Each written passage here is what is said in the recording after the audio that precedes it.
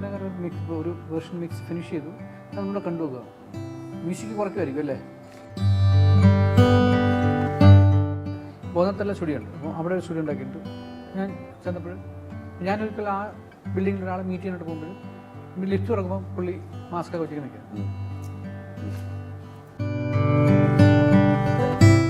കേരളം കെട്ടിപ്പടുത്തത് ഇവിടുത്തെ പ്രവാസികളാണ്. ലക്ഷോപലക്ഷം നജീബുകൾ അവരുടെ ജീവിതം മരുഭൂമിയിൽ ഉണക്കി എടുത്ത,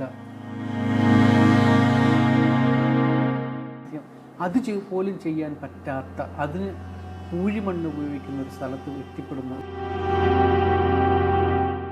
പിന്നെയും ഉള്ളിലേക്ക് പോവുകയാണ്. അത് ഉൾക്കടലിൽ നിൽക്കുന്ന നിങ്ങൾക്ക്, അതായത് തീരം വിട്ടുപോയ കടലിൽ നിന്ന് തലയ്ക്ക് പിന്നിൽ ഇങ്ങനെ പൊടി, അതായത് എൻ്റെ നമ്മൾ ക്യാമറകൾ നോക്കുമ്പോൾ ഈ 3.5 വർഷക്കാലം 4 വർഷക്കാലം നജീബ് ഇല്ലാതിരുന്ന കാലമായിട്ട് എന്താണ് ആക്ച്വലി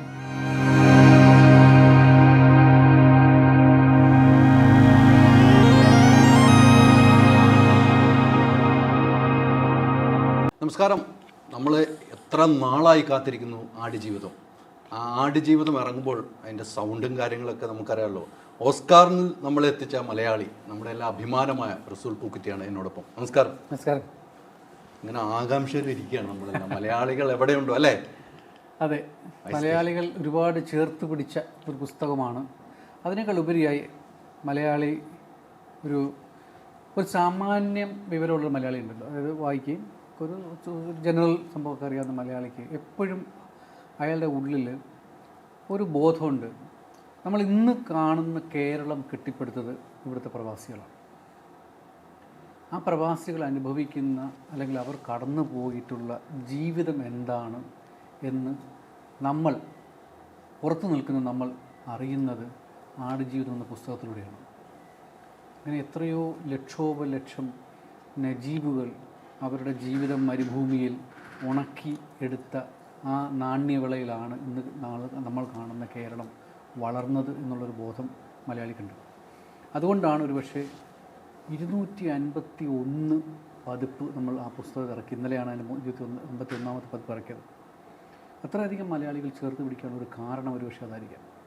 അതുകൊണ്ട് തന്നെ ആടുജീവിതം എന്ന സിനിമ മലയാളികൾ ഉറ്റുനോക്കുന്ന ഒരു ചിത്രമാണ്. മലയാളികളുടെ പ്രതീക്ഷകൾക്ക് ഒരു മലയാള സിനിമ എന്ന ഒരു ചെറിയ ഇട്ടാവട്ടത്തിൽ നിന്ന് പുറത്തു നിൽക്കേണ്ടുന്ന ഒരു യൂണിവേഴ്സലായ ഒരു സബ്ജക്റ്റാണ്. അപ്പം അത് തീർച്ചയായിട്ടും ഒരു ഇൻ്റർനാഷണൽ ലെവലിൽ പറയേണ്ടുന്ന കഥയാണ്, ചെയ്യേണ്ടുന്ന സിനിമയാണ് എന്ന ബോധത്തോടു കൂടിയാണ് നമ്മൾ ആടുജീവിതത്തെ അപ്രോച്ച് ചെയ്തതും.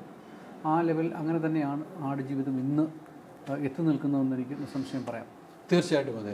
ഈ ആടുജീവിതത്തിലേക്ക് പോകുമ്പോൾ നമുക്ക് ഏറ്റവും വലിയ റിസ്ക് തന്നെയാണ് ഒരു മരുഭൂമിയിൽ നിന്നൊരു സൗണ്ട് അല്ലേ. പല സിനിമകൾ ഇറങ്ങി, എത്രയോ സിനിമകൾ മരുഭൂമി ബാക്ക്ഗ്രൗണ്ടിലും. അത് എത്രമാത്രം റിസ്കി ആയിരുന്നു താങ്കൾക്ക്? അത് തീർച്ചയായിട്ടും, കാരണം ഈ സിനിമയിൽ നമ്മൾ ഒറിജിനൽ നമ്മൾ ഡിസ്കസ് ചെയ്യുമ്പോൾ, ബ്ലസ്സി ഞാൻ ഡിസ്കസ് ചെയ്യുന്ന സമയത്ത് പറഞ്ഞിട്ടുണ്ട്, ഒരു വശം കേരളം, അതിൻ്റെ പച്ചപ്പ്, വെള്ളത്തിൻ്റെ സാന്നിധ്യം. കേരളം ഒരു ബാക്ക്വേർട്ടേഴ്സ് മൊത്തം ചുറ്റിക്കിടന്നാണ്. കായൽ, പുഴ, അവിടെ നീന്തി കുളിക്കുന്ന നജീബ്. ഇവിടെ നിന്ന് ഇയാൾ എത്തിപ്പെടുന്നത് മരുഭൂമിയിലാണ്. വെള്ളമില്ല, വെള്ളം മാത്രമാണ് കൺസേൺ. അത് മലയാളിക്ക് രാവിലെ അയ്യത്ത് പോയിട്ട് ചൗരിക്കണം എന്നൊരു സാധനം ഉണ്ടല്ലോ, അതില്ലാതെ മലയാളിക്ക് അത് പോലും ചെയ്യാൻ പറ്റാത്ത, അതിന് പൂഴിമണ്ണ് ഉപയോഗിക്കുന്ന ഒരു സ്ഥലത്ത് എത്തിപ്പെടുന്ന ഒരു മലയാളിയുടെ അവസ്ഥ ആലോചിച്ച് നോക്ക്. അപ്പം ഓർമ്മകളെല്ലാം വെള്ളവും നനവുമാണ് നജീബിന്. നേരിടുന്നത് വെള്ളമില്ലാത്ത വരണ്ട കാറ്റും. ഈ 2 കോൺട്രാസ്റ്റാണ് സൗണ്ടിലുള്ളത്. അതായത് അത് ഒരു ലെവൽ, ഇപ്പം ഒരു സിനിമയിൽ ഒരു രാത്രി കാണിക്കണമെങ്കിൽ കുറച്ച് ക്രിക്കറ്റിൻ്റെ സൗണ്ട് ഇട്ടാൽ മതി, പെട്ടെന്ന് ആൾക്ക് നൈറ്റാണെന്ന് മനസ്സിലാവും. പക്ഷേ ക്രിക്കറ്റുകളില്ലാത്ത ഒരു മരുഭൂമിയിൽ രാത്രി നിങ്ങളെങ്ങനെ കേൾപ്പിക്കും? ഒരു പക്ഷേ ക്രിക്കറ്റ് സൗണ്ട് ഉപയോഗിക്കാത്ത നൈറ്റുകൾ ഉണ്ടാക്കിയെടുത്തൊരു സിനിമയാണ്. എന്നെ സംബന്ധിച്ചുള്ള ഏറ്റവും വലിയ ചലഞ്ച് അതായിരുന്നു. അതില്ലാതെ നമ്മൾ ക്ലിഷയായ സൗണ്ടുകൾ ഇല്ലാതെ എങ്ങനെ ദിവസങ്ങൾ കടന്നു പോകുന്നത്, രാവിലെ എങ്ങനെ, ഉച്ച എങ്ങനെ, ഇതെല്ലാം കാറ്റുകളുടെ വ്യത്യാസം മാത്രം കൊണ്ടുണ്ടാക്കിയെടുത്തുള്ള സിനിമയാണ്. ഒരേ ഒരു ശബ്ദമേ ഈ സിനിമയിലുള്ളൂ, അത് കാറ്റ് മാത്രമാണ്. ആ കാറ്റുണ്ടാക്കുന്ന പ്രതിഫലനങ്ങൾ മാത്രമാണ് സെക്കൻഡ് ഹാഫ് ഈ സിനിമ മുഴുവൻ. ഇവർ താണ്ടുന്ന മരുഭൂമി എന്ന് പറയുന്നത് ഉള്ളിലുള്ളൊരു മരുഭൂമിയിൽ നിന്ന് പിന്നെയും ഉള്ളിലേക്ക് പോവുകയാണ്. അത് ഉൾക്കടലിൽ നിൽക്കുന്ന നിങ്ങൾക്ക്, അതായത് തീരം വിട്ടുപോയ കടലിൽ നിന്ന് നിങ്ങൾ ഉൾക്കടലിലേക്ക് പോകുമ്പോൾ എന്തായിരിക്കും എന്നുള്ളത്. കാരണം മരുഭൂമി എന്നെ ഒരുപാട് എനിക്ക് ഭയങ്കര കൗതുകമാണ് മരുഭൂമി എന്ന് പറയുമ്പോൾ. കാര്യം മരുഭൂമി ഉണ്ടാകുന്നത് തന്നെ ഒരു 150 മില്യൺ ഇയേഴ്സ് എടുത്തിട്ടുണ്ട്. മരുഭൂമി പാറ പൊടിഞ്ഞാണ് മരുഭൂമി ഉണ്ടായിരുന്നത്. അത് എക്സ്ട്രീം വെതറാണ്, എക്സ്ട്രീം ഹോട്ട്, എക്സ്ട്രീം കോൾഡ്, അങ്ങനെ പൊടിഞ്ഞുണ്ടായിട്ടുള്ളതാണ്. എന്നെ സംബന്ധിച്ചുള്ള ഇത് കടൽ പോലെയാണ്, കടലിൻ്റെ ആഴം പോലെ. മരുഭൂമിയുടെ പ്രതലങ്ങൾ എപ്പോഴും ചേഞ്ച് ചെയ്തുകൊണ്ടേയിരിക്കും. ഒരു പ്രത്യേകിച്ചൊരു ഇതൊന്നുമില്ല. കാരണം അപ്പോൾ ഇത് മനസ്സിലാക്കുക, ഒന്ന്. രണ്ട്, ഇതിനെപ്പോൾ എക്സ്പീരിയൻസ് ചെയ്യുക. അപ്പോൾ നമ്മൾ ഷൂട്ട് ചെയ്യാൻ പോകുമ്പോൾ എങ്ങനെ നമ്മൾ ഡയലോഗ് റെക്കോർഡ് ചെയ്യുന്നു, സിനിമ എങ്ങനെ ഷൂട്ടിങ് തീർക്കുക എന്നുള്ളതാണല്ലോ. പിന്നീട് ഈ ഡിസൈൻ എന്ന ലെവലിൽ എങ്ങനെ ഇയാൾ എത്തിപ്പെടുന്ന മരുഭൂമിയിലേക്ക് പട്ടണത്തിൽ നിന്ന് മരുഭൂമിയിലേക്ക് അകത്തേക്കുള്ള യാത്ര, അതൊരു വേരിയേഷൻ. ഇവിടെ എത്തിപ്പെട്ടിട്ട് ഇയാൾ ആടുകളെ മേയ്ക്കാൻ പോകുന്ന സ്ഥലങ്ങളിലേക്കുള്ള യാത്ര, അത് കഴിഞ്ഞ് തിരിച്ചു വരുന്നു. കാലങ്ങൾ കടന്നു പോകുന്നു. കാലങ്ങൾക്ക് ശേഷം ഇവരവിടുന്ന് എസ്കേപ്പ് നടത്തുമ്പോൾ ഇവരെങ്ങോട്ടാണ് പോകുന്നവർക്ക് അറിയില്ല. സൂര്യനെ നോക്കിയാണ് നടക്കുന്നത്. അത് ഉള്ളിലേക്കാണോ അതോ ജീവിതത്തിലേക്കാണോ എന്നുള്ള അറിയില്ല. അപ്പോൾ ഒയാസിസ് കാണുന്നുണ്ട്. ഇതൊക്കെ ഇങ്ങനെയുള്ള ഒരുപാട് യാത്രകളുണ്ട്. നമുക്കറിയാൻ മേലാത്ത കുറേ കാര്യം. ഈ യാത്രകളെല്ലാം ഇതിൻ്റെ ഈ വിൻഡ് മാത്രമാണ്, ചിലപ്പോൾ ഒന്നുമില്ല. ഇപ്പം ഞാൻ ദിവസങ്ങളോളം പോയി മരുഭൂമിയിൽ ഒരു മൈക്കും കുത്തിപ്പിടിച്ച് ഇരുന്നിട്ടുണ്ട്. എന്നിട്ട് അതിരാവിലെകളിൽ ഞാൻ പോകും, 4 മണിക്കൊക്കെ പോയിരിക്കും. എന്നിട്ട് രാത്രികൾ മുഴുവൻ, അതായത് 11 മണി 12 മണി വരെ ഇരിക്കുന്നത്. അപ്പോൾ കൊടും തണുപ്പ്, സഹിക്കാൻ പറ്റാത്ത തണുപ്പ്. പിന്നെ എനിക്ക് വേണ്ടുന്ന സ്ഥലം, ഇപ്പം ഒരു 4 കിലോമീറ്റർ 5 കിലോമീറ്റർ ദൂരെയൊക്കെ എങ്കിലും ഹൈവേയിലൂടെ വണ്ടി പോകുന്നത് നമുക്ക് കേൾക്കാൻ പറ്റും. അതിനും ഉള്ളിൽ പോകണം. 10-15 കിലോമീറ്റർ ഉള്ളിൽ പോകുമ്പോഴാണ് ശരിക്കും ഒരു മരുഭൂമിയുടെ സ്വഭാവം മനസ്സിലാക്കുന്നത്. ഞാൻ ഒരിക്കൽ റെക്കോർഡ് ചെയ്യാൻ പോകുന്ന സമയത്ത് ഞങ്ങളൊരു ഒരു കുഴിയിൽപ്പെട്ടു പോയി. ഈ കുഴിയിൽ നിന്ന് പുറത്തിറക്കാൻ പറ്റുന്നില്ല. കാര്യം അത്രയ്ക്ക് കൺഫ്യൂസിങ് ആണ്. നമ്മൾ ചുഴിയിൽപ്പെട്ട രീതിയിലാണ്. ഈ വണ്ടി ഇങ്ങനെ കറങ്ങുന്നു. 45 മിനിറ്റ് എടുത്ത് നമുക്ക് ഈ ചുഴിയിൽ നിന്ന് പുറത്ത് കയറാൻ പറ്റുന്നില്ല. കാര്യം ചുഴിയിൽ നിന്ന് കയറി ഇങ്ങോട്ട് വരുമ്പോഴത്തേക്ക് അത് ചുഴിയായി മാറി. പിന്നെ ഇങ്ങനെ കറങ്ങി ഏകദേശം 45 മിനിറ്റോളം ഒരു ചുഴിയിൽ കടന്നുപോയി. അപ്പോൾ ആലോചിച്ച് നോക്കൂ. അപ്പം ഞാൻ ആ വണ്ടിക്കകത്തിരുന്ന് ഞാൻ ആലോചിക്കുന്നത്, ഇപ്പോൾ ഞാൻ ഈ സിനിമയെ കാണുന്നത് പോലെ ഈ മണ്ണിടിഞ്ഞ് വന്നാൽ ഈ വണ്ടി ഞങ്ങളെല്ലാം അടിയിലായി പോവില്ലേ. അപ്പോൾ വിളിച്ചത്, അപ്പോൾ നജീബ് എന്തുമാത്രം ഏത് അവസ്ഥയിലൂടെ കടന്നു, അതിൻ്റെ ഒരംശം പോലും ഇല്ലല്ലോ. പിന്നെ രാത്രി ഞങ്ങളിങ്ങനെ പോകുമ്പോൾ പിന്നെ എനിക്ക് ഡെസേർട്ടിൽ പരിചയമുള്ള, അല്ലെങ്കിൽ എനിക്കെൻ്റെ ജമാന്നൊരു സുഹൃത്തുണ്ട്. പിന്നെ ബിജു എന്ന് പറഞ്ഞ വേറെ ഒരു ഉദ്ദേഹമുണ്ട്, നമ്മുടെ കോമൺ ഫ്രണ്ടാണ്. ബിജു ആണ് എന്നെ ആദ്യമായിട്ട് കൊണ്ടുപോകുന്നത്, മരുഭൂമിയിലേക്ക് കൊണ്ടുപോകുന്നത്. പക്ഷെ അത് കഴിഞ്ഞപ്പോൾ എനിക്ക് അത്രയുമല്ല, അതിന് ഉള്ളിലേക്ക് പോകണമെന്നപ്പോൾ എനിക്ക് ഡെസേർട്ടിൽ നമ്മുടെ കുറേ പ്രാന്തന്മാരുണ്ട് അവിടെ, മലയാളികൾ തന്നെ. ഇവർ ഈ ഡെസേർട്ട് ഡ്രൈവിങ് മാത്രമാണ് ഇവരുടെ തൊഴിൽ. ഇവരിങ്ങനെ ഒരു ഗ്രൂപ്പ് ഉണ്ടായിരുന്നു. ഇവർ പോയിട്ട് അവർക്ക് കംപ്ലീറ്റ് GPS സംഭവങ്ങളെല്ലാം ഉണ്ട്. അവരെ വിളിച്ചിട്ടാണ് ഞങ്ങൾ ഡീപ്പ് ഡെസേർട്ടിലേക്ക് പോകുന്നത്. ഒരു 15 കിലോമീറ്റർ ഉള്ളിൽ എനിക്ക് പോകുന്നത്. അവിടെ പോയി അപ്പം കുറേ സമയം ഇരുന്ന് റെക്കോർഡ് ചെയ്തു, കുറേ സമയം ചിലവഴിച്ചു, കുറേ കാറ്റ് കൊണ്ടു, കുറേ തണുപ്പടിച്ചു. ഏകദേശം എനിക്ക് വേണ്ടുന്നൊരു സംഭവങ്ങൾ കിട്ടിയെന്ന് ഞങ്ങൾ പോകാമെന്ന് പറഞ്ഞു. പോയി വഴിയില്ലല്ലോ, പ്രത്യേകിച്ച് പാതയൊന്നുമില്ല. ഇതിങ്ങനെ ഒരു കണക്ക് പിടിച്ച് പോവാണ്. ഈ ഡെസേർട്ടിൽ പൊതുവേ ട്രാവൽ ആൾക്കാർക്ക് അറിയാം, നമ്മളൊരു കുന്ന് കണ്ടാൽ ഈ കുന്ന് പിടിച്ച് പോവാണ്, അല്ലെങ്കിൽ ഒരു വെളിച്ചം പിടിച്ച് പോവാണ്. രാത്രിയിൽ എന്ത് പിടിച്ച് പോകുന്നത്? ഒന്നുമില്ല. അപ്പോൾ ഡ്രൈവ് ചെയ്യുക. ഈ ഡ്രൈവ് ചെയ്ത കൂട്ടത്തിൽ ഒരാൾ പൊതിഞ്ഞുപോയി, ഒരു വണ്ടി പൊതിഞ്ഞുപോയി. പിന്നെ നമ്മളെല്ലാവരും തിരിച്ചു വരുന്നു. ഈ വണ്ടിയെ വലിച്ച് കെട്ടി, ഇതിനെല്ലാം സംഭവങ്ങൾ മാടലുണ്ട്, റോപ്പൊക്കെ ഇട്ട് വലിച്ച് കെട്ടി പൊക്കി നമ്മൾ കൊണ്ടുവരുന്നു. അപ്പോൾ ഞാൻ പറഞ്ഞ ആ ഒരു എക്സ്പീരിയൻസ് തന്നെ, ഇതാലോചിച്ചൊക്കെ ഒരാൾ 3.5 വർഷം 4 വർഷം 5 വർഷം ഒരു ലൈഫിൽ കടന്നുപോയി. അങ്ങനെ എത്രയോ ലക്ഷം ആളുകൾ കടന്നു പോയതിൻ്റെ പരിണിത ഫലമാണ് ഇന്ന് നമ്മൾ കാണുന്നൊരു കേരളമെന്നും ഒരു വികസിത കേരളം എന്നൊക്കെ പറയുമ്പോൾ ഒരുപാട് ആളുകൾ സാക്രിഫൈസ് ചെയ്തു. അതൊരു ഈ സിനിമയെന്നല്ല, ഞാനത് ജീവിതമായിട്ടാണ് കാണുന്നത്.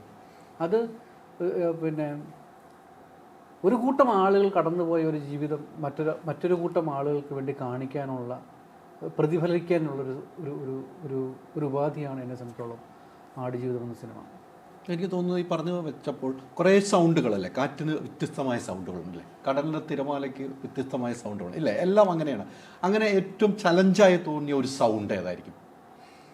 ഈ ഇവർ ഓരോ പല രാത്രികൾ ഇവരിവിടെ ചിലവഴിക്കുന്നുണ്ട്. ഒരു ദിവസം രാവിലെ ഇവർ ഉണരുമ്പോൾ കേൾക്കുന്നത് ശബ്ദമൊന്നുമില്ല, ഒന്നും കേട്ടിട്ടല്ല ഉണരുന്നത്. അപ്പോൾ ഇപ്പം ഇവരിങ്ങനെ കിടക്കുന്ന ഷോട്ടാണ്. ഈ കിടക്കുന്ന അതിൽ നിന്ന് ഈ നമുക്ക് കാണാം തലയ്ക്ക് പിന്നിൽ ഇങ്ങനെ പൊടി, അതായത് എൻ്റെ നമ്മൾ ക്യാമറകൾ നോക്കുമ്പോൾ ഈ സ്വർണം പോലെ ഇങ്ങനെ തിളങ്ങും മണ്ണ്, സ്വർണ്ണ തിളക്കം. അപ്പോൾ എനിക്ക് ആ തിളങ്ങുന്ന സൗണ്ട് വേണം. നമ്മൾ കടൽ ദൂരെ നോക്കിയാൽ ദൂരെ ഈ കടൽ വെള്ളത്തിന് മുകളിൽ ഇങ്ങനെ ഷീൻ കാണാം. അതൊരു വാളിൻ്റെ ഒരു വാൾ തലപ്പിൽ പിന്നെ ലൈറ്റ് വീണാൽ ഇങ്ങനെ തിളങ്ങുള്ളൂ. അതുപോലെ ഈ ഓരോ മണ്ണിൻ്റെ പൊടി ഇങ്ങനെ തിളങ്ങുന്നുണ്ട്. നജീബ് ഈ ശബ്ദം കേട്ടിട്ടാണ് ഉണരുന്നത് രണ്ടാമത്തെ ദിവസം.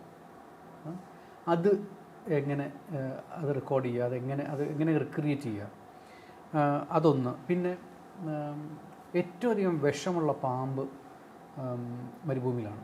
അത് ഒരു കൊത്ത് കിട്ടിയാൽ അപ്പം തീർന്നു. അങ്ങനെ ഒരു കൂട്ടം പാമ്പുകൾ ഈ സിനിമയിലുണ്ട്. ഈ പാമ്പിൻ്റെ ശബ്ദം എന്താണ്? അപ്പോൾ ഞാൻ പണ്ട് എനിക്ക് ഒരു എൻ്റെ കരിയറിൻ്റെ തുടക്കം 97, 98 ഞാൻ ആദ്യമായിട്ട് ദുബായിൽ ഷൂട്ടിങ്ങിന് പോകുമ്പോൾ ഞാൻ ഇതുപോലെ ഒരു മരുഭൂമിയിൽ പോയിരുന്നു, ഡീപ്പ് ഡെസേർട്ടിൽ പോയിരുന്നു. അവിടെ ഞാൻ almost I stepped on a snake. Almost രക്ഷപ്പെട്ടതാണ്. നമ്മുടെ നാട്ടിൽ നമ്മുടെ അണലിയിൽ അതുപോലെ ഇരിക്കും. ഈ പാമ്പ് ഇഴയുന്ന ഒരു പ്രത്യേക രീതിയുണ്ട്. മണലിൽ ഇഴയാൻ പറ്റത്തില്ല. അപ്പോൾ അതിങ്ങനെ നേരെയല്ല ഇഴയുന്നത്. സാധാരണ പാമ്പുകൾ ഇങ്ങനെ ഇഴഞ്ഞു പോകും. ഇത് ഇങ്ങനെ എസ് ആയിട്ടാണ് പോകുന്നത്. അപ്പോൾ ആ ഇഴയുമ്പോൾ ഇവരുടെ ശരീരം ഈ മണ്ണിൽ മുട്ടിയിട്ട് ഒരു വല്ലാത്തൊരു ഒരച്ചിലുണ്ട്. അത് കേട്ടാണ് ഇവർ നിസ്കരിച്ചുകൊണ്ടിരിക്കുകയാണ്. നിസ്കരിച്ചുകൊണ്ട് നിൽക്കുമ്പോൾ, മരുഭൂമി നിൽക്കുമ്പം ഈ ഒരു ഒരയുന്ന ശബ്ദം കേട്ടാണ് ഇവർ നിസ്കാരം നിർത്തിയിട്ട് നോക്കുമ്പോൾ ഇങ്ങനെ ഒരു സീ ഓഫ് സ്നേക്സ് ഇങ്ങനെ വരികയാണ്. ഇങ്ങനെ ഒരുപാട് പുതിയ സാധനങ്ങൾ നമുക്ക് ഒരു പ്രേക്ഷകന് ഒന്നിൽ നിന്ന് മറ്റൊന്നിലേക്ക് ഇങ്ങനെ പോകാനുള്ള. പിന്നെ എനിക്ക് ഏറ്റവും അധികം ചലഞ്ചിങ് ആയിട്ട് തോന്നി, ഇയാൾ കുറേ നാൾ ഇവിടെ ചിലവഴിച്ച് കഴിയുമ്പോൾ ഈ പുള്ളിക്കാരൻ ആടുകളുമായിട്ടൊക്കെ സംസാരിക്കും, ഒട്ടകങ്ങളുമായിട്ട് സംസാരിക്കും. അപ്പം നമുക്കിത് കൺവിൻസിങ് ആക്കണ്ടേ. അപ്പം ഇയാൾ ആദ്യമായിട്ട് ആടുമാടുകളെ മേയ്ക്കാൻ ഇറങ്ങുമ്പോൾ ഇയാൾക്ക് അറിയില്ലല്ലോ എങ്ങനെ മേയ്ക്കേണ്ടതെന്ന്. അപ്പോൾ ഒരു ആട്ടിൻകുട്ടിയാണ് ഇയാൾ അതിന് പറഞ്ഞു കൊടുക്കുന്നത്. ഇങ്ങനെ ഈ ആട്ടിൻകുട്ടി മറ്റാടുകളെല്ലാം തിരിച്ച് വിളിക്കും, എല്ലാം ഇയാളെ ഒരു മുട്ടനാട് വന്ന് ഇടിച്ച് താഴെ വീഴും. അപ്പോൾ എന്നിട്ട് ആടുകളെല്ലാം ചിതറിപ്പോവും. ഈ ചിതറിപ്പോയ ആളുകളെ അപ്പോൾ ഈ ആട്ടിൻകുട്ടിക്ക് ഇയാളെ കണ്ടപ്പോൾ മനസ്സിലാവും ഇയാൾ ഇന്നസെൻ്റ് ആണെന്ന് മനസ്സിലായിട്ട് ഈ ആട്ടിൻകുട്ടി ഇയാളെ വിളിക്കും, മുകളിലേക്ക് നോക്കിയിട്ട് വിളിച്ചിട്ട് ഈ ആട്ടിൻകുട്ടി വന്നിട്ട് മറ്റ് ആടുമാടുകൾ വിളിക്കും. അപ്പോൾ ഈ ആടുമാടുകൾ തമ്മിലൊരു റെസ്പോൺസ് ഉണ്ട്. ഈ കുട്ടിയാട് വിളിക്കുമ്പോൾ അമ്മ സംസാരിക്കുന്നത്, അമ്മ തിരിച്ച് വിളിക്കുന്നതും ഈ അമ്മയുടെ ശബ്ദം കേട്ട് മറ്റ് ആടുകൾ റെസ്പോണ്ട് ചെയ്യുന്നുണ്ട്. അങ്ങനെ ഇവറ്റകളെല്ലാം കൂടെ ആ മലയിടുക്കിൽ എല്ലാം കൂടെ വന്ന് ഒരുമിച്ച് കൂടെ വന്ന് നിൽക്കുകയാണ്. അതൊരു ഭയങ്കര ഇമോഷണൽ, അത് പുസ്തകത്തിൽ ഇല്ലാത്ത സാധനമാണ്. അത് ഒട്ടകവും ഇയാളോട്ടുള്ള സംസാരം. കുറേ കരയുമ്പോൾ ഈ ആടുമാട് കൊടുക്കുന്ന ആഹാരം തന്നെ ഇയാളും തിന്നുന്നത്. അപ്പോൾ ഇയാൾ ആഹാരമാരി തിന്നുമ്പോൾ ഒട്ടകം ചോദിക്കും ആഹാരം. നീ അമറണ്ട, നിനക്ക് തരാം എന്ന് ഇയാൾക്ക് ഒട്ടകത്തിന് ആഹാരം കൊണ്ട് കൊടുക്കുമ്പോൾ ഒട്ടകവും ഇയാളോട്ടുള്ള സംസാരമുണ്ട്. പിന്നെ ഇയാൾ പോകുന്ന സമയത്ത് പറയുന്നത്, ഞാൻ പോവാടാ, ഞാനിനി ഇവിടെ ഇല്ല, നിന്നെ നോക്കാൻ എന്നെപ്പോലെ വേറെ ആൾ വരും എന്ന് പറയുമ്പോൾ ഒട്ടകം ഇയാളെ ഇങ്ങനെ നോക്കിയിട്ട് ഈ ഒട്ടകം സംസാരിക്കുക ആളായിട്ട്. ഗട്ടർ സൗണ്ട് ഉണ്ട് ഒട്ടകത്തിൻ്റെ, ഇങ്ങനെ സംസാരിക്കും. അപ്പോൾ ഇങ്ങനെയൊക്കെയുള്ള ശബ്ദം കൊണ്ടുള്ള ഉപയോഗങ്ങൾ, അതായത് ശബ്ദം വെറും അങ്ങനെ ആടുജീവിതത്തിൽ ശബ്ദം ഒരു സിനിമയിലെ നിങ്ങൾ കേൾക്കുന്ന ശബ്ദം അങ്ങനെയല്ല, ഇത് ഒരു നരേറ്റീവിന് വേണ്ടി ഉപയോഗിച്ചിട്ടുണ്ട്. അതൊക്കെയാണ് എന്നെ സംബന്ധിച്ചിടത്തോളം മോസ്റ്റ് ചലഞ്ചിങ് ആയിട്ടുള്ളത്. പിന്നെ ഇയാൾ പോകണം, പോവുകയാണെന്ന് പറയുമ്പോൾ ഈ ആടുമാടുകൾ ഇയാളെ വിടത്തില്ല, ഇയാൾക്ക് ചുറ്റും കൂടി ഇയാളെ വിടാൻ നിൽക്കും. അപ്പോൾ ആ ഓരോ ആടുകൾ ഇയാളോട് സംസാരിക്കുന്നുണ്ട്, ഓരോ ആടും, അമ്മയാടും പെണ്ണാടും മറ്റു ആടുകളും ഉണ്ട്.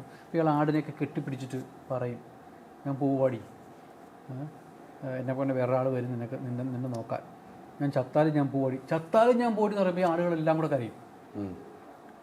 അപ്പം ഇങ്ങനെയുള്ള ഒരുപാട് നരേറ്റീവ്സ് ആണ് സൗണ്ടിൽ നമ്മൾ ഉപയോഗിച്ചിട്ടുണ്ട്. അപ്പോൾ ഇത് വെറും ഒരു മരുഭൂമി അല്ല എന്നെ സംബന്ധിച്ചോളം ഇയാളുടെ ആത്മാവ് സംവേദിക്കുന്ന കുറേ സൗണ്ടുകളിലൂടെയാണ്. അതായത് ഒരു ഈസി അല്ലല്ലോ നമുക്കങ്ങനൊരു കുട്ടിയോട് ഇങ്ങനെ പറഞ്ഞു, അമ്മയോട് ഇങ്ങനെ മറുപടി പറഞ്ഞു. നിങ്ങൾക്ക് സിനിമ കാണുമ്പോൾ നിങ്ങൾക്ക് മനസ്സിലാവും, അത് കമ്മ്യൂണിക്കേറ്റ് ആവും. കുട്ടിയുടെ അമ്മയാടിനെ വിളിച്ചാണ്, അമ്മയോട് ഇങ്ങനെ പറഞ്ഞു, ആ അമ്മയാടിൻ്റെ ശബ്ദം കേട്ട് മറ്റുള്ളവർ വന്നു. ഇയാൾ കുറേ കഴിയുമ്പം ആടിനെ കണക്കാണ് നടക്കുന്നത്, ആടിനെ കണക്കാണ് ആഹാരം കഴിക്കുന്നത്. അപ്പം ആട് കഴിക്കുന്നത് പോലെ, അതായത് ഈ പുള്ളി കുബൂസ് കഴിക്കുന്നത് പോലെ ആട് കുബൂസ് കഴിക്കും. ഇവറ്റകളുടെ ശബ്ദം ഇവർ രണ്ടുപേരുടെ ഒരേ ശബ്ദമാണ്.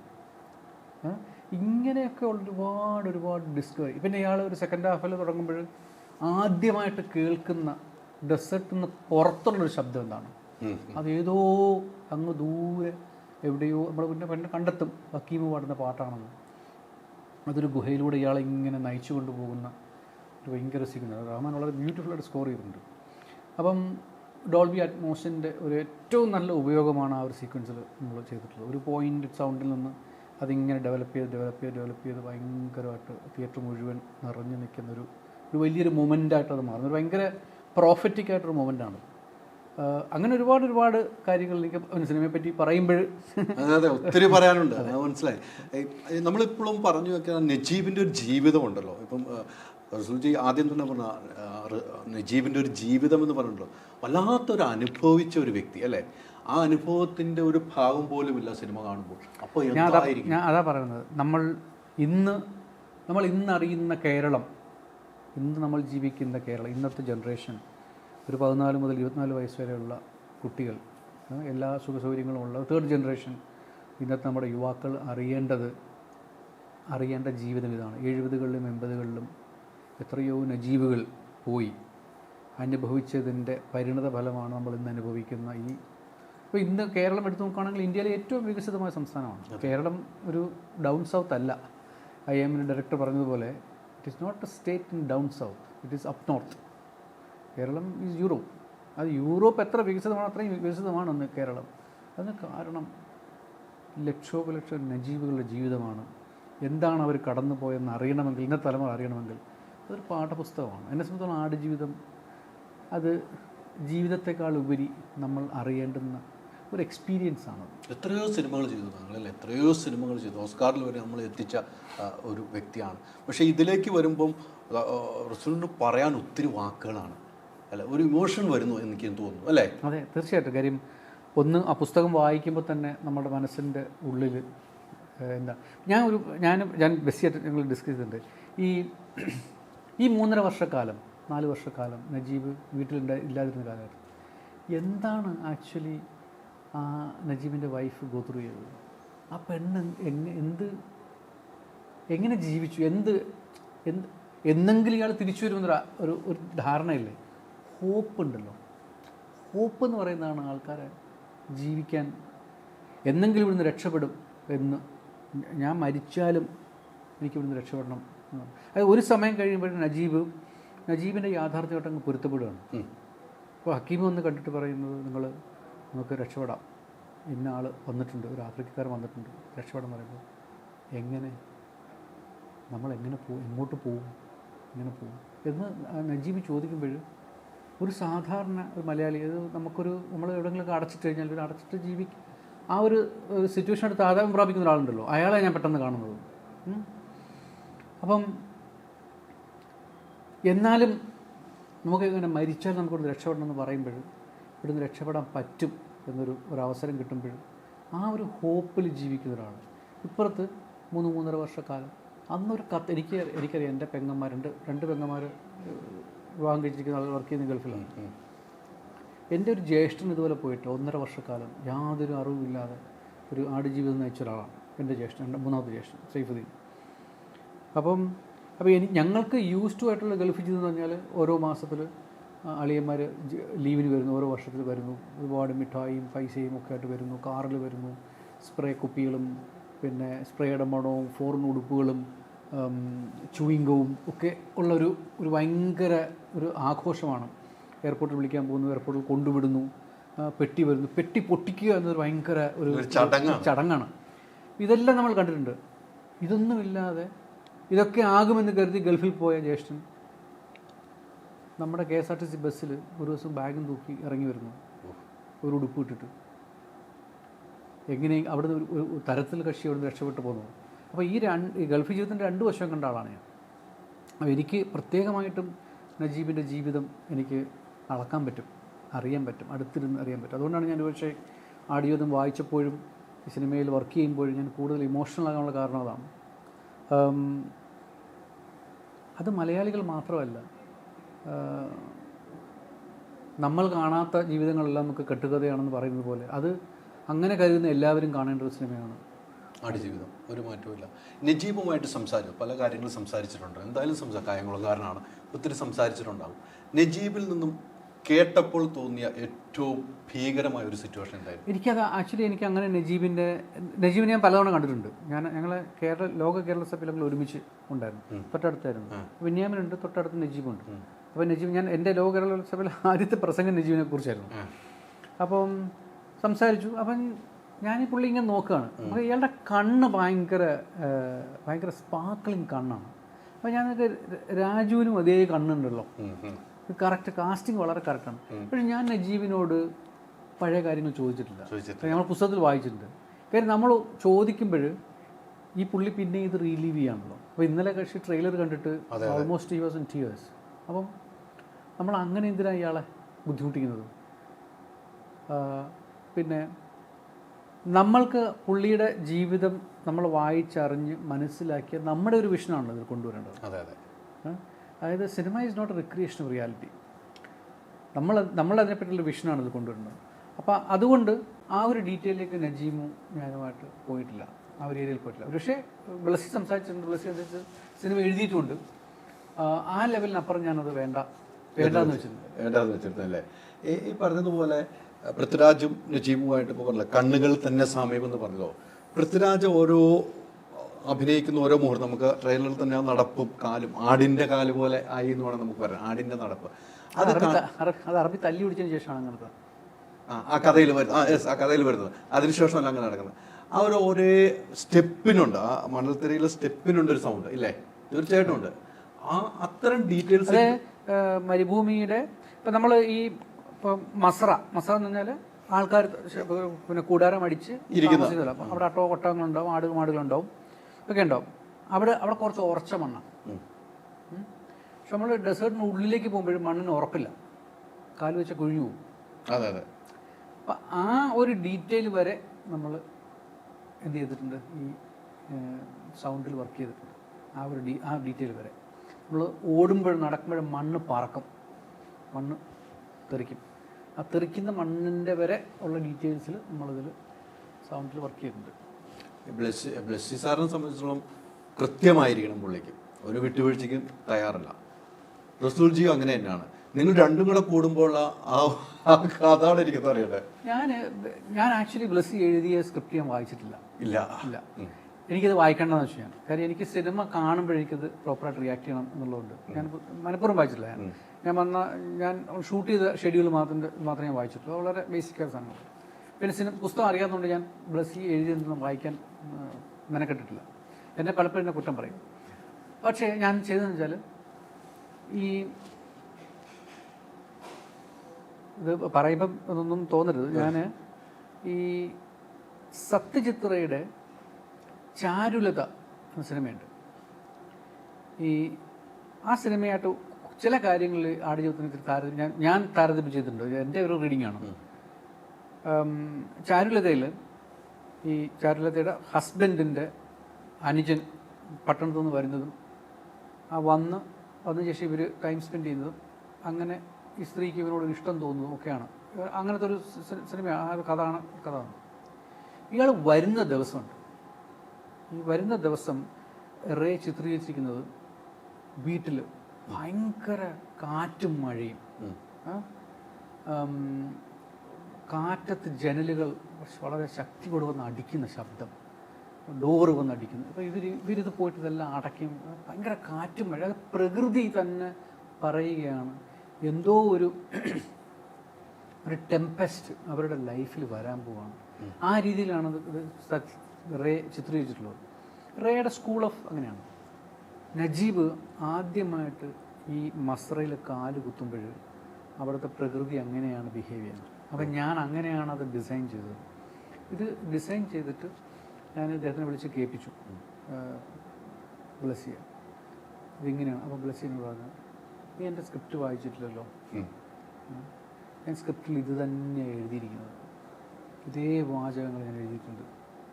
അപ്പോൾ ഞാൻ ബ്ലസ്സിയോട് പറഞ്ഞു, ബ്ലസ്സി ഞാൻ നിന്നെ റേയായിട്ട് കമ്പയർ ചെയ്യല്ല, പക്ഷേ ചാരുലതയിൽ ഇങ്ങനെ ഒരു സീനുണ്ട്, നിനക്ക് അറിയുമെന്ന് എനിക്കറിയത്തില്ല. ഇപ്പം ഞാനും ബ്ലസ്സി തമ്മിൽ എടാ പോടാ വിളിക്കുന്നത്, അത് നിനക്ക് അറിയുമെന്ന് എനിക്കറിയത്തില്ല, പക്ഷേ ഞാൻ ഈ സീൻ ഡിസൈൻ ചെയ്യുമ്പോൾ എൻ്റെ മനസ്സിൽ ചാരുലത ആയിരുന്നു എന്ന് പറഞ്ഞു.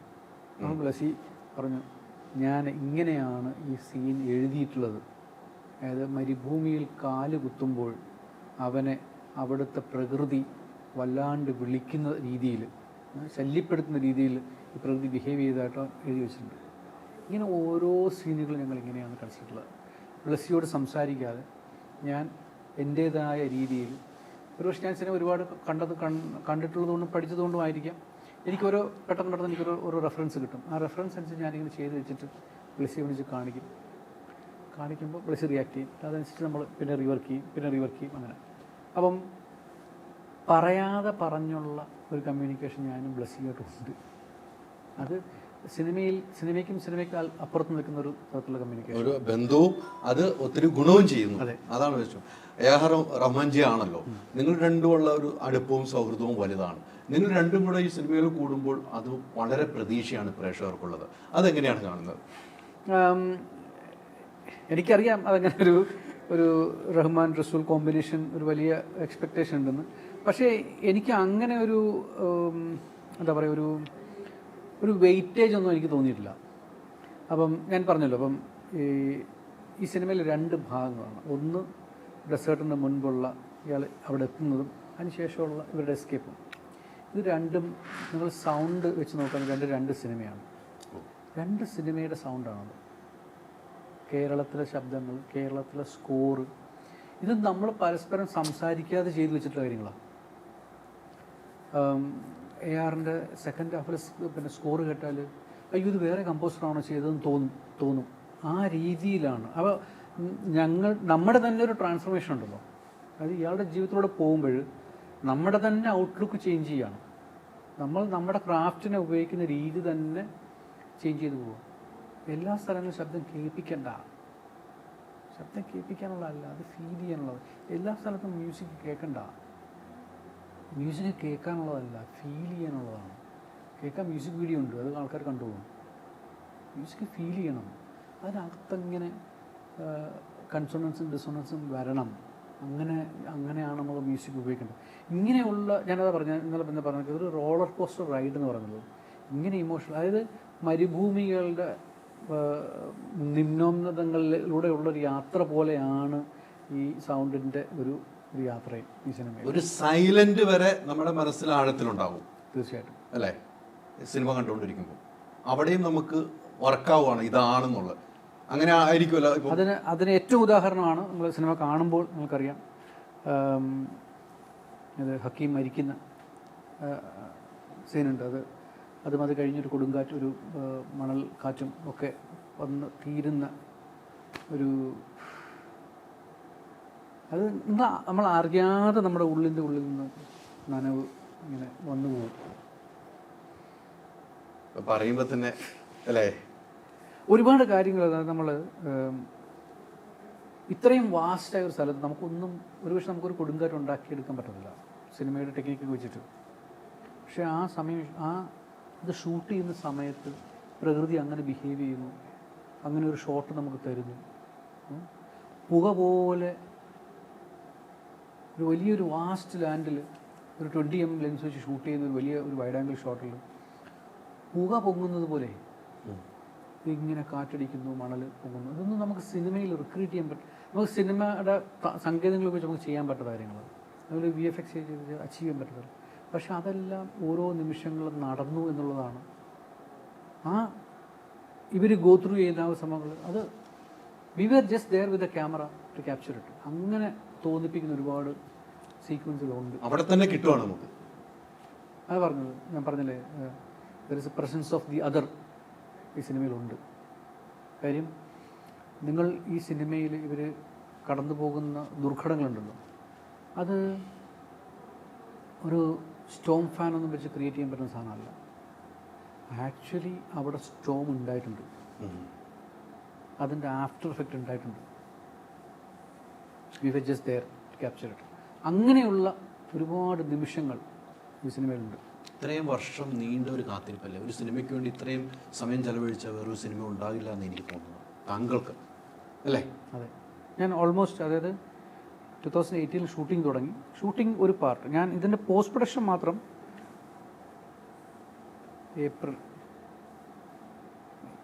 മെയ് ആകുമ്പോൾ 12 മാസം കഴിഞ്ഞ ഏപ്രിലിൽ നമ്മൾ തുടങ്ങിയതാണ്. അതായത് ഓൾമോസ്റ്റ് 1 ഇയർ. ക്ഷമ എങ്ങനെയാണ്?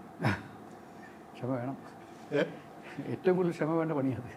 അതെ, അതാണ് ഞാൻ ചോദിച്ചത്. ഒത്തിരി ക്ഷമയുണ്ട് അല്ലേ? പിന്നെ ഈ സിനിമ ഞാൻ തന്നെ ചെയ്യാം അല്ലേ, ഞാൻ തന്നെ ചെയ്യുന്നു, ബ്ലസ്സിയുമായിട്ടുള്ള ബന്ധമാണ്, ബ്ലസ്സാറുമായിട്ടുള്ള ബന്ധമാണ്, ഞാൻ തന്നെ ചെയ്യാം, എനിക്ക് തന്നെ ആണ് എന്ന് ഒരു വിധി ഉണ്ടായിരുന്നു.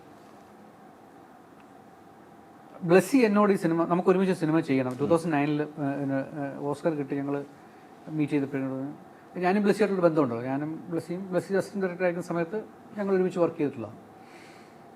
അന്ന് 2098, 99, 2000 ആ കാലഘട്ടത്തിലാണ്. ഇവിടെ അന്ന് കേരളത്തിൽ സിങ്ക് സൗണ്ട് എന്ന് പറഞ്ഞാൽ കേട്ടിട്ട് പോലുമില്ല, ആരും കേട്ടിട്ട് പോലുമില്ല. അപ്പോൾ ഞാൻ ബോംബെയിൽ നിന്ന് വരികയാണ്, ഞാൻ ആദ്യമായിട്ടാണ് കേരളത്തിൽ വർക്ക് ചെയ്യുന്നത്. കേരളത്തിൽ ആളുകൾ എങ്ങനെ വർക്ക് ചെയ്യുന്നു, സിനിമ എങ്ങനെ കൊടുക്കുന്നത് ഒരു ഇതില്ല. അന്ന് ബാബുവേട്ടനാണ് ക്യാമറ, രാമേന്ദ്ര ബാബു ക്യാമറ. ഇപ്പോൾ ബാബുവേട്ടന് ഇൻസ്റ്റിറ്റ്യൂട്ടിൽ പഠിച്ചുകൊണ്ട് ഒരു അത്യാവശ്യം ഇങ്ങനെയുള്ള കാര്യങ്ങളെ പറ്റിയുള്ള അറിവുണ്ട്. അതായത് ഇവിടെ വന്ന ട്രാക്ക് കൺട്രോളില്ലേ, ട്രാക്ക് കൺട്രോളിൽ പോലും തള്ളുമ്പോഴും ഇല്ല കാളവണ്ടിക്ക് ശബ്ദം കേൾക്കുന്ന കേട്ടുകൊണ്ടിരിക്കും. അപ്പോൾ ഇതെങ്ങനെ എന്ത് ചെയ്യും? ഞാൻ മാർക്കറ്റിൽ പോയിട്ട് മോസ്കിറ്റോ നെറ്റ് വാങ്ങി ട്രാക്കിൻ്റെ മുകളിൽ വിരിച്ചിട്ട് അതിൻ്റെ പുറത്ത് ട്രോളി വെച്ചിട്ട് തള്ളുകയാണ്, ശബ്ദം ഉണ്ടായിരിക്കാൻ വേണ്ടി. അങ്ങനെയൊക്കെയാണ് ഞങ്ങൾ ഇവിടെ പിന്നെ സിങ്സ് കൊണ്ട് ഷൂട്ട് ചെയ്തത്. അതെല്ലാം ബ്ലസ്സി കാണുന്നുണ്ട്. ബ്ലസ്സി കാണുന്ന അന്ന് എൻ്റെ ട്രസ്റ്റഡ് അസിസ്റ്റൻ്റ് ആണ് ബ്ലസ്സി. അപ്പം ഡയറക്ഷൻ ഡിപ്പാർട്ട്മെൻറ്റിൽ എന്തെങ്കിലും ചെയ്ത് എടുക്കുന്നത് ബ്ലസ്സിയാണുള്ളത്. അന്ന് തുടങ്ങിയ ബന്ധമാണ്. അത് കഴിഞ്ഞ് ബ്ലസ്സിയുടെ വഴിക്ക് പോയി, ഞാൻ എൻ്റെ വഴിക്ക് പോയി. പിന്നെ നമ്മൾ കൂട്ടുമുട്ടുന്നത്. അപ്പോൾ ബ്ലസ്സി കാഴ്ച ചെയ്തു, ഞാൻ കാഴ്ച ടെലിവിഷനിൽ കൊടുത്തു. ഞാൻ തന്മാത്രയാണ് ബ്ലസ്സിയുടെ ആദ്യമായിട്ട് സിനിമ കാണുന്നത്.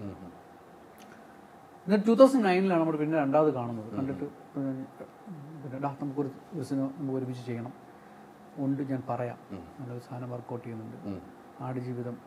ഞാൻ ആ പുസ്തകം വായിച്ചിട്ടുണ്ട്, ഉഗ്ര സിനിമയാണല്ലോ, ഞാനടുത്ത് പറയണ ചെയ്യുമ്പോൾ. 2017 പറഞ്ഞ കാര്യങ്ങൾ റെഡി ആയിട്ടുണ്ട്, നമുക്ക് ചെയ്യണം പറഞ്ഞു. സ്ക്രിപ്റ്റ് ചെയ്തു. നമ്മൾ ഒരു പരിപാടി 2008 നമ്മൾ ഷൂട്ടിംഗ് തുടങ്ങുന്നു. അപ്പം അന്ന് എൻ്റെ എനിക്ക് തന്നെ ഈ സിനിമ റെക്കോർഡ് ചെയ്യണം. ഇതിൻ്റെ ഓരോ തുള്ളി ശബ്ദവും എൻ്റെ നാഭിയിൽ നിന്ന് വരണം എന്ന ഒരു വാശി, എന്നൊരു അത്രയ്ക്കൊരു അറ്റാച്ച്മെൻറ്റ് എനിക്കുണ്ട്. കാര്യം എസ്പെഷ്യലി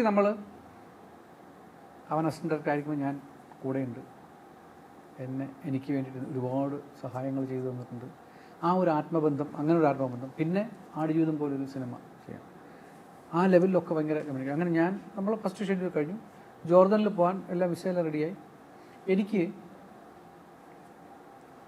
ആ വർഷം എനിക്ക് MPSC നോമിനേഷൻ ഉണ്ടായിരുന്നു, motion picture sound editors guild, അതും ഓസ്കറും. അപ്പോൾ ഞാൻ പോയിട്ട് വരാം. ഇവർ 14-ാം തീയതി പോകുന്നു, ഞാൻ 14-ാം തീയതി US പോകുന്നു. 21-ാം തീയതി പിന്നെ MPSC ഞാൻ തിരിച്ചെത്തുമ്പോൾ ഞാൻ പറഞ്ഞു എനിക്ക് വരാം, ഞാൻ 2 ആഴ്ച കഴിഞ്ഞ് വരാം, ഞാനൊരു യൂണിറ്റിന് ഇവിടെ നയിക്കാം, ഞാൻ വന്ന് ജോയിൻ ചെയ്തോളാം. മാർച്ച് 14 ലോക്ക്ഡൗൺ ആയി. അപ്പോൾ തലനാരിഴക്കാണ് ഞാൻ രക്ഷപ്പെടുന്നത്. അല്ലെങ്കിൽ ജോർദാനിൽ 3 മാസം ഇവിടെ ആകെ പ്രശ്നമായി പോയാണ്. അങ്ങനെ രക്ഷപ്പെട്ടു ഞാൻ. ലോക്ക്ഡൌണിൽ നിന്ന് രക്ഷപ്പെട്ടു. നാട്ടിൽ നിൽക്കാൻ പറ്റി. പക്ഷേ നാട്ടിൽ ബോംബെ. പക്ഷെ അതുകൊണ്ട് വേറെ ഒരുപാട് കാര്യങ്ങൾ ചെയ്യാൻ പറ്റി. ഞാൻ ആയുഷ് മിനിസ്ട്രി ആയിട്ട് ഗവൺമെൻറ് ഓഫ് ഇന്ത്യ ആയിട്ട് ഒരുപാട് കാര്യങ്ങൾ ആ സമയത്ത് എനിക്ക് വർക്ക് ചെയ്യാൻ പറ്റി. അതെ അതെ. പിന്നെ ഒരുപാട് ആളുകൾക്ക് തുണയായി നിന്നു ആ സമയത്ത്. ഒരുപാട് കാര്യങ്ങൾ നാട്ടിൽ നിന്നുകൊണ്ട് ചെയ്യാൻ പറ്റി. പിന്നെ ഇവരുമായിട്ട് കോൺസ്റ്റൻ്റ്ലി ടച്ച് ഉണ്ടായിരുന്നു. Every day there was an update of what was happening. എല്ലാ സിനിമയും ബുദ്ധിമുട്ടാണ് ചെയ്യാൻ, ടു എവരി എക്സ്റ്റെൻറ്റ് അതിൻ്റെതായ ബുദ്ധിമുട്ടുണ്ട്. No film is easy. No unit member can say our film was more difficult എന്ന് നമുക്ക് പറയാൻ പറ്റത്തില്ല. എല്ലാ സിനിമയ്ക്കും ബുദ്ധിമുട്ടുണ്ട്.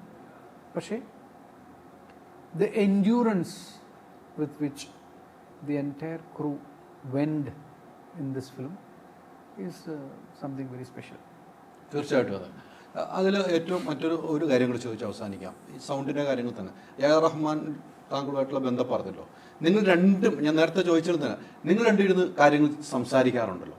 നിങ്ങൾ രണ്ടും ഒരുമിച്ചിരുന്ന് സംസാരിക്കുമ്പോൾ ഏറ്റവും കൂടുതൽ സംസാരം വരുന്നത് എന്തായിരിക്കും ഈ സിനിമയിൽ? ആക്ച്വലി അങ്ങനെ സിനിമയെ പറ്റിയിട്ടൊന്നും സംസാരിക്കാറില്ല. പിന്നെ പുള്ളി ഞാൻ വർക്ക് ചെയ്തിട്ടുണ്ടെങ്കിൽ എന്താ ചെയ്യുന്നേ, ഇവിടെ ഇടും എന്ന് പറഞ്ഞു. നമ്മൾ പറയും ഞാനങ്ങനെ ഒരു വേർഷൻ മിക്സ് ഫിനിഷ് ചെയ്തു, ഞാൻ നമ്മളെ കണ്ടുവെക്കുക. മ്യൂസിക് കുറയ്ക്കുമായിരിക്കും അല്ലേ?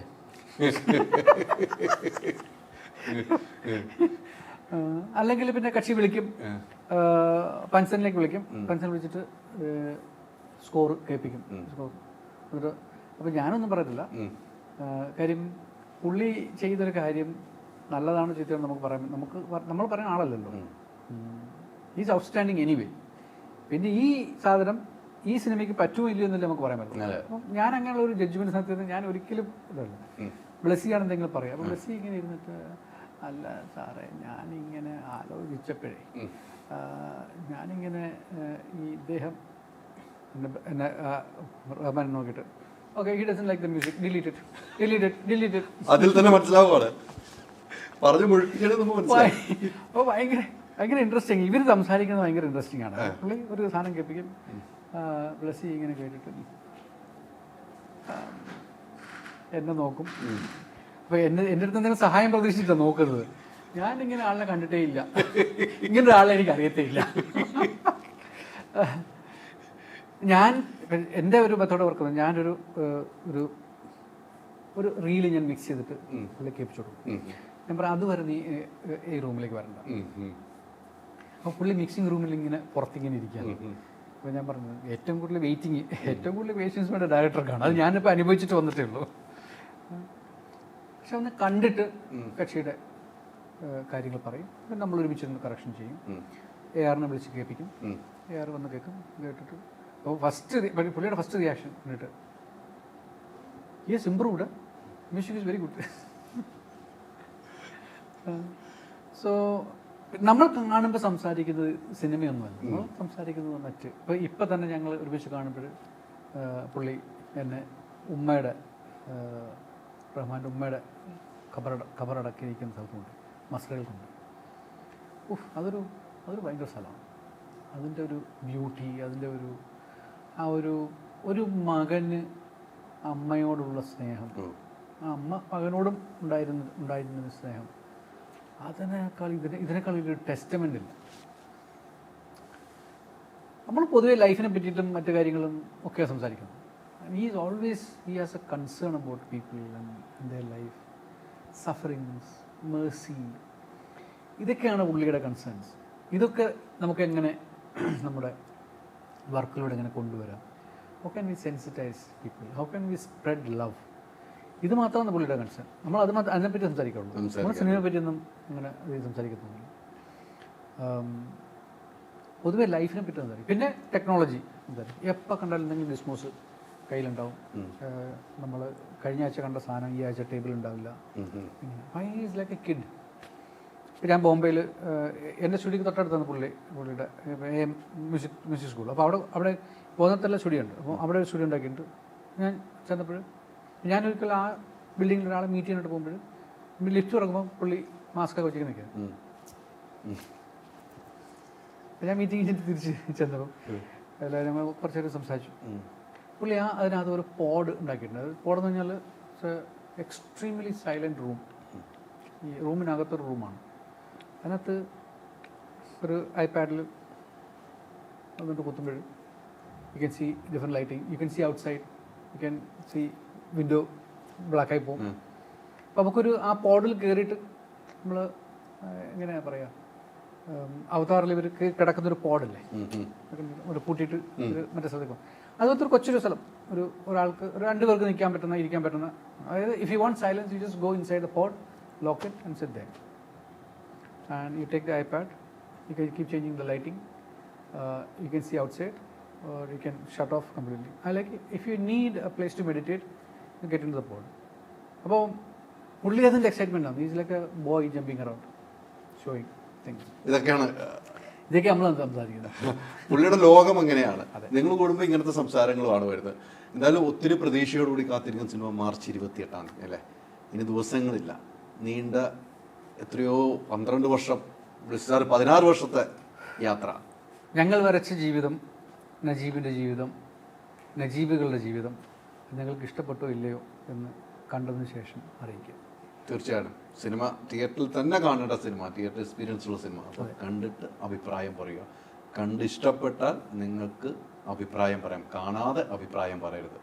അതാണ് ഒരു സിനിമ. എത്ര വർഷത്തെ കാത്തിരിപ്പിൻ്റെ സിനിമയാണെന്ന് ആക്കുക. ആ സിനിമയാണ് നമ്മൾ നെഞ്ചോട് ചേർത്ത് പിടിക്കേണ്ടത്. അത്തരം സിനിമയാണ് നമ്മൾ കാണേണ്ടതും അത്തരം ജീവിതങ്ങളാണ് നമ്മൾ തിരിച്ചറിയേണ്ടത്. ഒത്തിരി സന്തോഷം. Thank you. ഓക്സിജനിൽ വമ്പിച്ച വിലക്കുറവുമായി കേരളം കൂളാകും AC discount sale. Oxygen, the cooling expert.